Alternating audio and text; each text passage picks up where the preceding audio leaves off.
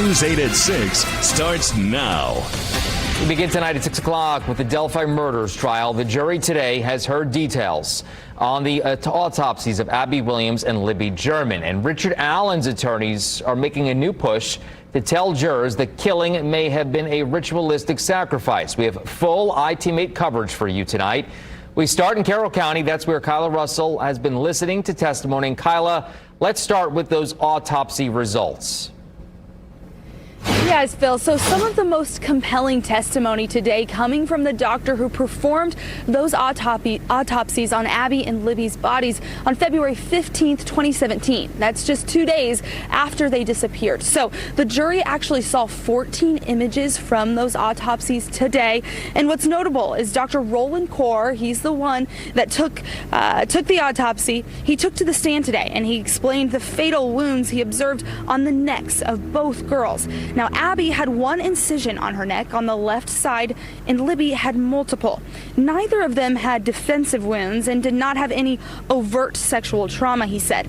Now, the doctor also said that Abby likely died in about 5 to 10 minutes, and Libby likely died in around 5. That all could have been impacted by several factors. He isn't super sure of, though, and he estimates that they actually died about 41 hours before those autopsies happened.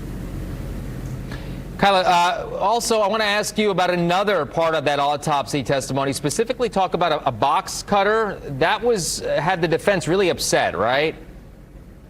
Yeah, absolutely. I can confirm that they were pretty back and forth dynamic with that. What was interesting is, so Dr. Kaur, he said in his first report after the autopsies were done in 2017, he said it was likely a serrated edge that killed the girls. But then he did a deposition with the defense in February of this year where he kind of generalized that, and he said there was a serration in some of the wounds. Now, today in court, he said that after that deposition, he sort of rethought exactly what could have been used and that it actually could have been something like a box cutter. That was the quote. Now, the defense said the doctor has changed his story and that he didn't revise his report to reflect that. That's what they're upset about. And then also, interestingly, in questioning, he also revealed that at least one weapon was used to kill the girls, but that he couldn't tell you how many it could have been. Something also really interesting, Kyla, we also learned more about information that was gathered from the girls' cell phones.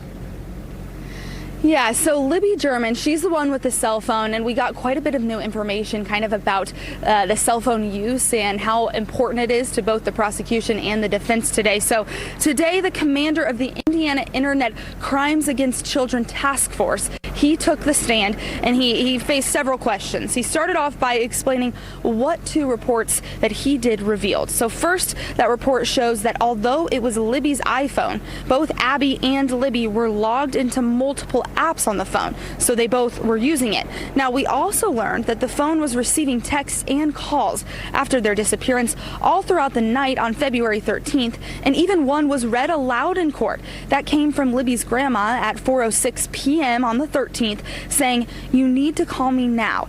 Interestingly, though, on the 14th, the phone appears to have remained on, he said, but didn't receive calls or texts for a while. That's until 4:33 a.m. on the 14th again. The phone received about 20 SMS texts. And then when asked why there's a gap, the commander said he wasn't sure. We also learned today some new information that I found extremely interesting. 23 devices were taken from Richard Allen's home in November of 2022. And what's interesting about that is when asked exactly if those devices tied Richard Allen to either of the girls, those 23 that were seized, the commander said no, they didn't. And also what's interesting is the defense pointed out that actually the phone that Richard Allen had during the time of the murders was not part of that seize. So just kind of an interesting dynamic with that, and we're kind of learning some of those linchpins for the defense and the prosecution today. Yeah, we learn new information every single day. Kyla, thank you so much. Let's turn now to iTeammate's Cody Fisher. Cody, the defense team filed a motion this morning to admit evidence the judge previously said that they could not talk about at the trial, right? Yeah, Phil, Richard Allen's attorneys want the jury to hear evidence and testimony from their experts who say that the murders of Abby Williams and Libby German were Odinism ritualistic killings. For more than a year, the defense team has claimed the murders were ritualistic and connected to Odinism. They've filed several motions and spent hours in court trying to convince the judge to let them show that evidence to the jury.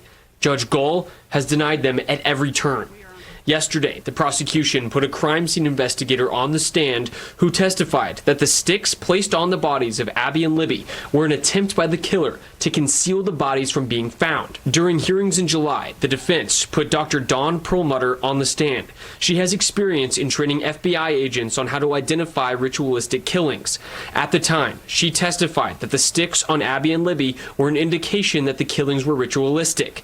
Because the crime scene investigator testified Tuesday that the sticks were an attempt to cover up the body, the defense is now saying Richard Allen has a constitutional right to be able to present an alternative theory to the jury, that the sticks were purposefully placed in the shape of Nordic runes as part of ritualistic killings. In September, Judge Gull ruled the defense would not be allowed to present evidence about Odinism to the jury.